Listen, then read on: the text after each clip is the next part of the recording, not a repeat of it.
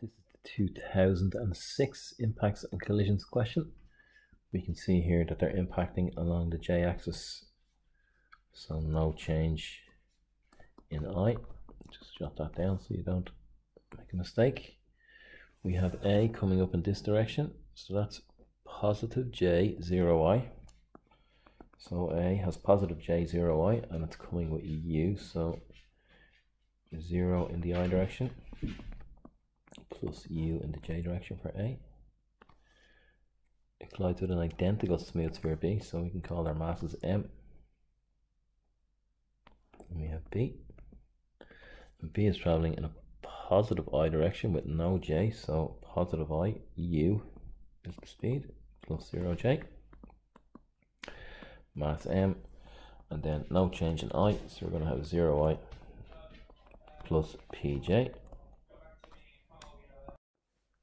And here we have no change in I, so U in the I direction plus Q in the j direction, and we'll use the j components in this question.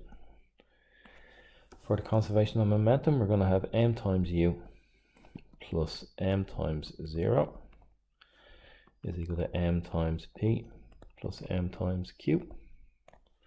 So p plus q will be equal to U.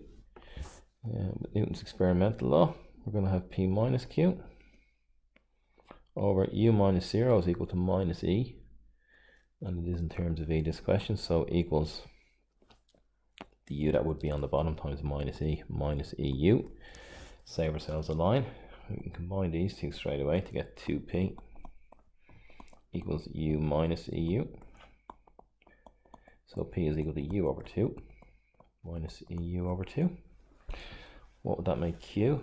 From this line here, we can say Q equals U minus P. So Q is equal to U minus this guy, so that'll change the signs, minus U over 2 plus EU over 2. So Q is equal to U over 2 is the full minus a half plus EU over 2. You could factor out if you wanted. You could factor out U over 2 and write 1 minus E. And you could factor out U over 2 and write 1 plus E. So these are the speeds afterwards. So now let's have a look. A is 0I plus P in the j direction. 0I plus U over 2 minus EU over 2. I prefer it like this, and that's in the j direction. Sphere B is going to have U in the I direction, no change, plus U over 2 plus EU over 2 in the j direction. And we're asked to show that it is not possible for the two spheres to have the same speed after impact. Okay, well, let's look at their speeds. The speed of A would be the square root of both of these things squared and added together, the 0 squared plus the U over 2 minus EU over 2 to be squared, which is just going to work out to be U over 2 minus EU over 2. That's obvious enough when there's only one component for speed. B is going to be the square root of U squared plus, well, maybe I'll square out the other guy. If I square out U over 2 plus EU over 2, what am I going to get? The first one by itself is U squared over 4. The first one by the second one is EU squared over 4, and we're going to have two of them, so plus 2 EU squared over 4. And then the third one by, or the second one by itself, is going to be E squared U squared over 4. So tidying this up, I think, yeah, we can bring the first two together. The square root of, it's going to be 1 plus a quarter, so 5U squared over 4. The 2 will divide into the 4 twice, so just the EU squared over 2. And plus E squared U squared over 4. And we're asked to show that the speeds can't be equal to each other. So if we let these two things equal each other, we let this equal the square root of 5U squared over 4 plus EU squared over 2 plus U squared over 4. And if we square both sides, get rid of the square root, we're going to get U squared. Actually, that's a minus. That's the one I wrote for this one. It's actually this one, isn't it?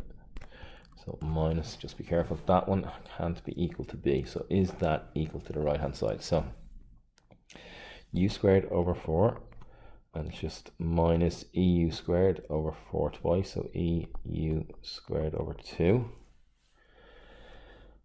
And then plus E squared U squared over 4. Is that equal to, we squared the left, square the right, 5U squared over 4 plus EU squared over 2 plus U squared over 4.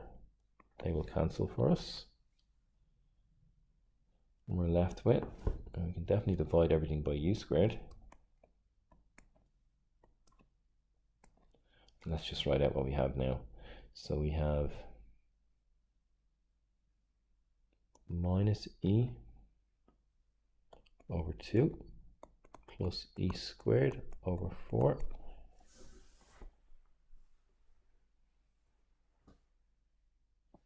and I'm pausing because I left out an E squared there, so that should be E squared U squared. So let me just go back on my cancellations.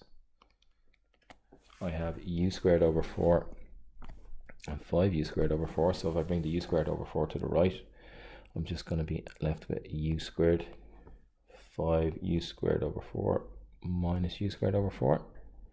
It's going to give 4U squared over 4. And then we have E in terms of EU squared, we have minus EU squared over 2. So I'm going to bring that one across, and it's just going to give EU squared. And then the last one, will that cancel? Are they the same? E squared U squared over 4, they will cancel. So this is then equal to 0.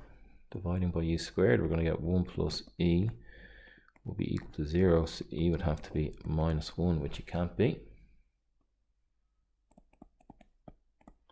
E is going to be less than 1, but E is also greater than 0.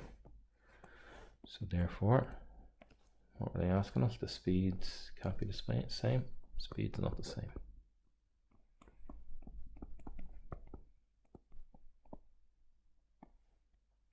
And then prove that tan theta is equal to 1 plus E over 2, where theta is the angle through which sphere V is turned as a result. Okay, we had the speed of B, didn't we, afterwards and before? So here's after. So the tan of the angle, let's call it, we call it B, is equal to the y component, U over 2, plus EU over 2, divided by the x component, or the velocity of y or velocity of x, and that's U, just U. So on top, we're going to have cross multiplying, we're going to have, I can divide everything by U as well if you want to do that. I'm going to have 2U plus 2EU over 4, and then the U over 1 will come upside down and multiply to become 1 over U. So at this point, we're going to get, we can divide everything by 2 as well. So we're going to get 1 plus E over 2 is what the angle is, which is a half times 1 plus E. So is it one of these two things they're looking for? 1 plus E over 2, 1 plus E over 2. So QED.